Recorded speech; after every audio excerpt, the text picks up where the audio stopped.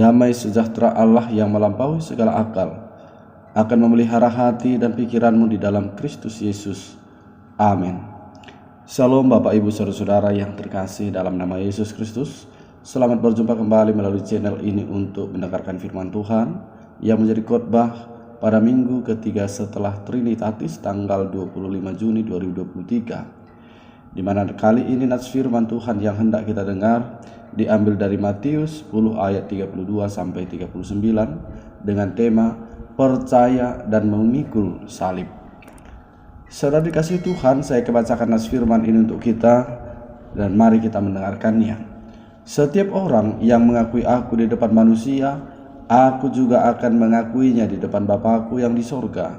Tetapi barang siapa yang menyangkal aku di depan manusia, aku juga akan menyangkalnya di depan Bapa-Ku yang di sorga.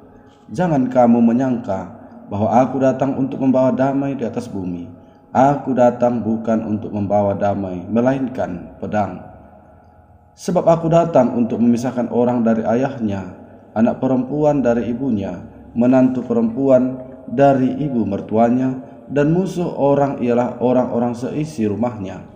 Barang siapa mengasihi bapa atau ibunya lebih daripada aku, ia tidak layak bagiku. Dan barang siapa mengasihi anaknya laki-laki atau perempuan lebih daripada aku, ia tidak layak bagiku. Barang siapa tidak memikul salibnya dan mengikut aku, ia tidak layak bagiku. Barang siapa mempertahankan nyawanya, ia akan kehilangan nyawanya. Dan barang siapa kehilangan nyawanya karena aku, ia akan memperolehnya. Demikian pembacaan firman Tuhan. Saudara-saudara yang dikasihi Tuhan Yesus Kristus, siapa yang tidak kenal dengan nama Nita Gunawan? Tentu nama ini tidak asing lagi bagi kita.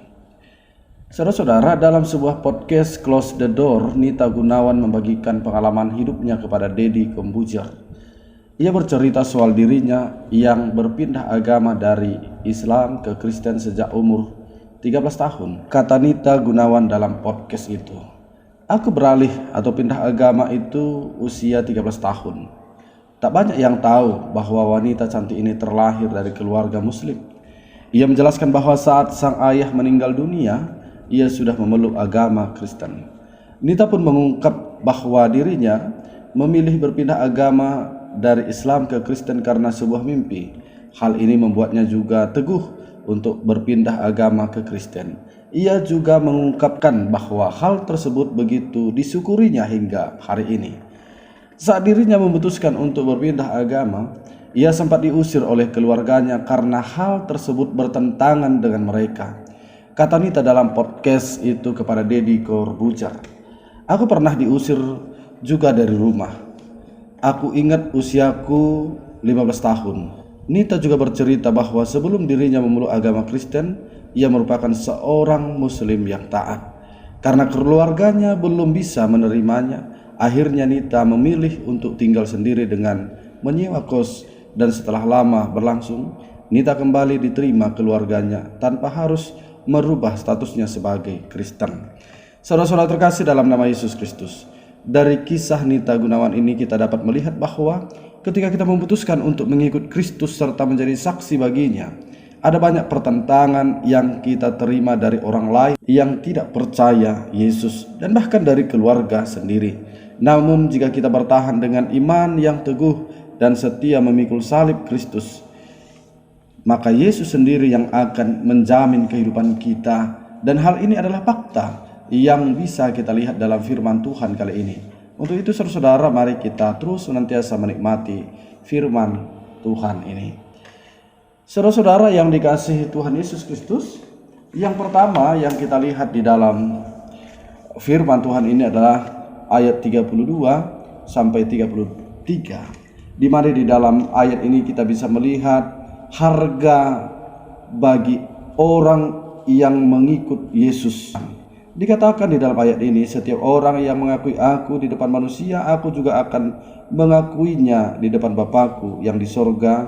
Tetapi barang siapa yang menyangkal aku di depan manusia, aku juga akan menyangkalnya di depan Bapa-Ku yang di sorga." Saudara-saudara, hal ini jelas bagi setiap orang yang bertahan dalam imannya, yang terus percaya, mengaku Yesus sebagai Tuhan dan Juru Selamatnya dan terus menjadi saksi baginya, hidupnya akan dijamin oleh Tuhan Yesus sampai kepada Bapa di sorga. Dan bagi siapa yang tidak mau bertahan ataupun menyangkal Yesus, dia tidak akan diperjuangkan oleh Tuhan, dan Tuhan juga akan menyangkal hidupnya di dalam sorga. Artinya saudara-saudara, maka lebih baik bagi kita untuk mengakui Yesus sebagai Tuhan dan Juru Selamat kita, dan kita terus menjadi saksi baginya dengan penuh kesetiaan. Saudara-saudara yang terkasih dalam nama Yesus Kristus, ketika kita sudah mengaku Yesus sebagai Tuhan dan Juru Selamat kita, dan kita mau menjadi saksi baginya dengan kesetiaan,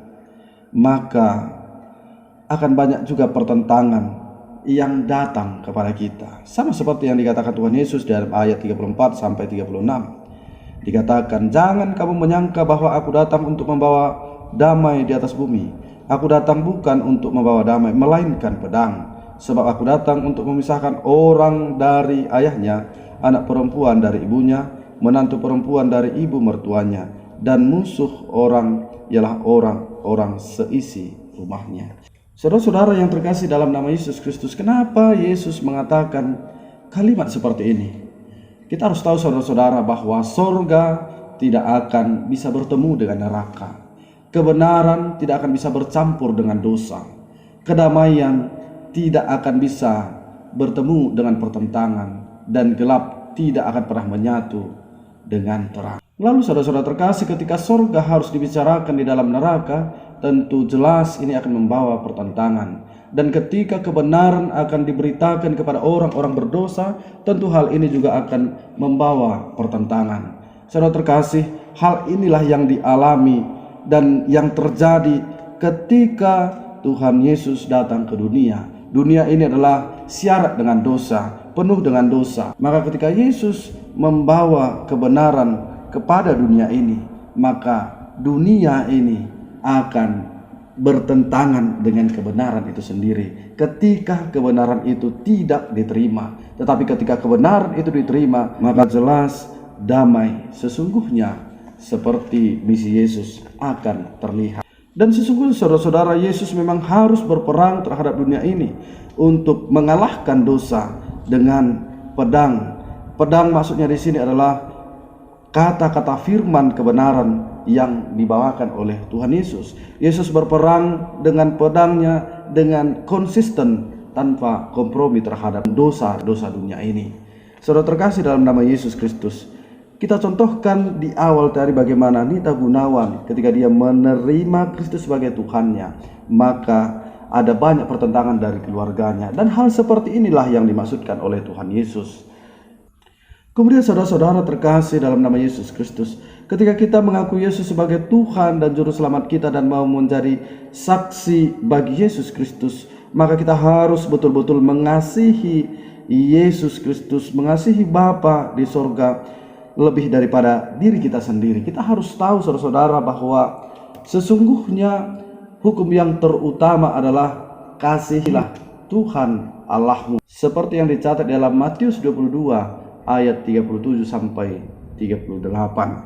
Dan saudara-saudara terkasih, ketika kita sudah sungguh-sungguh untuk mengikut Tuhan dan menjadi saksi baginya, tidak ada lagi alasan keluarga, tidak ada lagi alasan orang tua, tidak ada lagi alasan bisnis, tidak ada lagi alasan yang lain-lain, tetapi kita mengutamakan, memprioritaskan Tuhan di dalam kehidupan kita. Saudara-saudara terkasih, bukan berarti kita harus mengabaikan keluarga kita, orang tua kita, dan juga orang-orang terdekat kita. Tetapi yang mau dikatakan firman Tuhan ini adalah ketika kita sudah di dalam Tuhan, kita mengasihi Yesus sebagai Tuhan dan Juru Selamat kita dan mau menjadi saksi baginya, maka secara otomatis kita akan lebih sayang kepada keluarga kita, kita akan lebih mencintai keluarga kita, sebab pancaran kebenaran selalu terlihat di dalam diri kita. Kemudian saudara-saudara, Tuhan Yesus melanjutkan juga perkataannya bahwa kita harus mempunyai komitmen yang kuat, kita harus mempunyai komitmen yang jelas ketika kita mengikuti Yesus. Apa komitmen kita? Komitmen kita adalah kita harus memikul salib dengan setia. Yesus mengatakan, barang siapa mempertahankan nyawanya, ia akan kehilangan nyawanya, dan barang siapa kehilangan nyawanya karena aku, ia akan memperolehnya. Kembali lagi saudara-saudara, ketika kita dengan sungguh-sungguh mengikut Yesus, maka hidup kita dijamin oleh Tuhan Yesus. Kita tidak akan dibiarkan begitu saja saudara-saudara, tetapi kita akan senantiasa dipelihara olehnya sampai akhir zaman, seperti yang dikatakan dalam Matius 28 ayat 20. Saudara-saudara yang terkasih dalam nama Yesus Kristus, apa yang mau disampaikan firman ini bagi kita?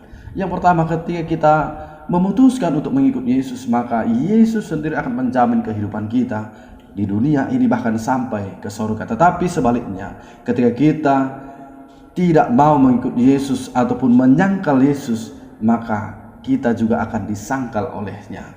Kemudian yang kedua, saudara-saudara, kita harus tetap setia mengikut Yesus dengan konsisten tanpa kompromi. Meskipun ada banyak pertentangan yang harus kita hadapi. Kemudian yang ketiga, saudara-saudara, masih banyak sebenarnya musuh-musuh kebenaran di dalam dunia ini. Tetapi pedang firman Tuhan harus kita pegang menjadi alat kita untuk melawan semua musuh-musuh kebenaran itu. Sebab Tuhan akan melindungi kita di dalam menjalankannya dan kita akan mengalami kemenangan. Kemudian yang keempat, saudara-saudara, tetaplah prioritaskan Tuhan dalam kehidupan kita. Jangan terlalu banyak alasan ini dan itu. Kemudian yang kelima, saudara-saudara, ketika kita mengikut Yesus dan memutuskan untuk menjadi murid-murid Yesus, maka salib Kristus adalah menjadi bagian kita. Berat memang tugas ini, tetapi saudara-saudara, sekalipun ini berat, Tuhan akan melindungi kita. Tuhan akan memelihara setiap perjalanan kehidupan kita. Yang jelas, yang mau dikatakan bagi kita adalah kita harus tetap setia, konsisten.